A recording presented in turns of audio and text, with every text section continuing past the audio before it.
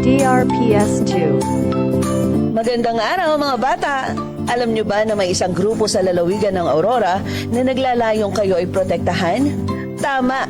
Ito ang Provincial Council for the Protection of Children o PCPC. Layunin ng PCPC na tiyakin ang bawat bata ay ligtas laban sa lahat ng uri ng mga abuso at karahasan. May maayos at malusog na pangangatawan, nalilinang ang kakayahan at talino at nakikisangkot upang paunlarin ang kapakanan. Sa tulong ng pamahalaan at komunidad, binibigyan tayo ng PCPC ng pagkakataon na maabot ang inyong buong potensyal at maging aktibong kalahok sa pagtataguyod ng mas maliwanag na kinabukasan para sa Aurora at sa buong bansa. PCPC, ligtas na kabataan, matatag na kinabukasan. Ang paalalang ito ay mula sa Aurora Provincial Council for the Protection of Children at ng pamahalaang panlalawigan ng Aurora.